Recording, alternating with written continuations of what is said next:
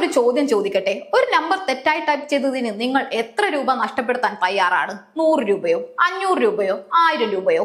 എന്നാൽ ഒരു ചെറിയ ടൈപ്പിംഗ് മിസ്റ്റേക്കിന്റെ പേരിൽ 7035 രൂപ പിഴയടക്കേണ്ടി വന്നാലോ? അതും നിങ്ങളുടെ കയ്യിൽ സാധുവായ ട്രെയിൻ ടിക്കറ്റ് ഉണ്ടായിരിക്കെ.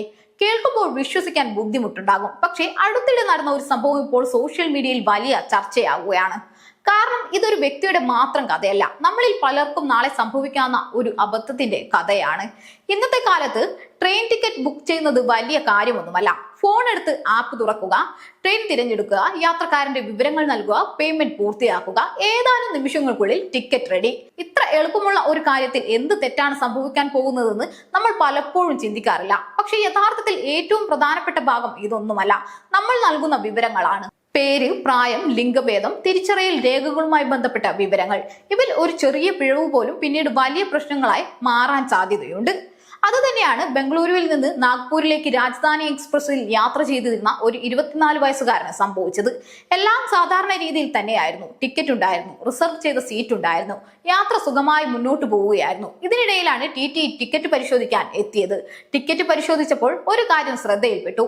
യാത്രക്കാരന്റെ യഥാർത്ഥ പ്രായം 24 വയസ്സാണ്. പക്ഷേ ടിക്കറ്റിൽ രേഖപ്പെടുത്തിയിരിക്കുന്നത് 1 വയസ്സെന്നാണ്. ഒരുപക്ഷെ ടിക്കറ്റ് ബുക്ക് ചെയ്യുമ്പോൾ അബദ്ധത്തിൽ സംഭവിച്ച ഒരു ടൈപ്പിംഗ് മിസ്റ്റേക്ക്. പക്ഷെ ആ ഒരു അക്കം തെറ്റിയതോടെ മുഴുവൻ കഥയും മാറി. പലരും ഇവിടെ ചോദിക്കാം, ടിക്കറ്റ് ഉണ്ടല്ലോ, യാത്ര ചെയ്യുന്ന ആളും അതേ ആളല്ലേ, പിന്നെന്തിനാണ് പിഴ? അതാണ് ഈ സംഭവത്തിലെ ഏറ്റവും പ്രധാനപ്പെട്ട ഭാഗം. റെയിൽവേയുടെ നിയമപ്രകാരം ടിക്കറ്റിലുള്ള വിവരങ്ങളും യാത്രക്കാരുടെ തിരിച്ചറിയൽ രേഖകളിലെ വിവരങ്ങളും തമ്മിൽ പൊരുത്തപ്പെടണം. കാരണം ടിക്കറ്റ് എന്നത് വെറും ഒരു സീറ്റ് ബുക്കിംഗ് രേഖ മാത്രമല്ല, അത് യാത്രക്കാരനെ തിരിച്ചറിയാനുള്ള ഔദ്യോഗിക രേഖ കൂടിയാണ്. അതിനാൽ വിവരങ്ങളിൽ വലിയ വ്യത്യാസമുണ്ടെങ്കിൽ റെയിൽവേ അത് ഗൗരവമായി കാണും. അങ്ങനെയാണ് ഈ യാത്രക്കാരന് അധിക തുക അടയ്ക്കേണ്ട സാഹചര്യം ഉണ്ടായത്. ഇവിടെ ഒരു കാര്യം പ്രത്യേകം ശ്രദ്ധിക്കണം. ഈ യാത്രക്കാരൻ മനഃപൂർവ്വം തെറ്റായ വിവരം നൽകിയതാണെന്ന് റിപ്പോർട്ടുകളൊന്നും പറയുന്നില്ല. ഇതൊരു അബദ്ധമായിരിക്കാം. പക്ഷേ സിസ്റ്റത്തിന് എല്ലാ സാഹചര്യങ്ങളിലും അബദ്ധവും മനഃപൂർവ്വമുള്ള തെറ്റും വേർതിരിച്ച് മനസ്സിലാക്കാൻ കഴിയണമെന്നില്ല.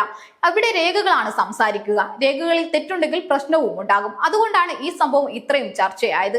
സത്യത്തിൽ ഇത് ട്രെയിൻ യാത്രയെ കുറിച്ചുള്ള കഥ മാത്രമല്ല, ഇന്ന് നമ്മുടെ ജീവിതത്തിന്റെ വലിയൊരു ഭാഗം ഡിജിറ്റൽ സംവിധാനങ്ങളിലേക്ക് മാറിക്കഴിഞ്ഞു.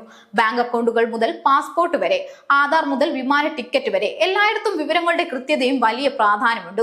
ഒരു അക്ഷരം തെറ്റിയാലും പ്രശ്നം, ഒരു നമ്പർ തെറ്റിയാലും പ്രശ്നം. പലപ്പോഴും നമ്മൾ അത് മനസ്സിലാക്കുന്നത് പ്രശ്നം വന്ന ശേഷമായിരിക്കും. ഒന്ന് ചിന്തിച്ചു നോക്കൂ, നമുക്കൊരു ടിക്കറ്റ് ബുക്ക് ചെയ്യാൻ എത്ര സമയം വേണം? 2-3 മിനിറ്റ്. എന്നാൽ ബുക്ക് ചെയ്ത ശേഷം വിവരങ്ങൾ ഒരിക്കൽ കൂടി പരിശോധിക്കാൻ എത്ര സമയം വേണം? പരമാവധി 30 സെക്കൻഡ്.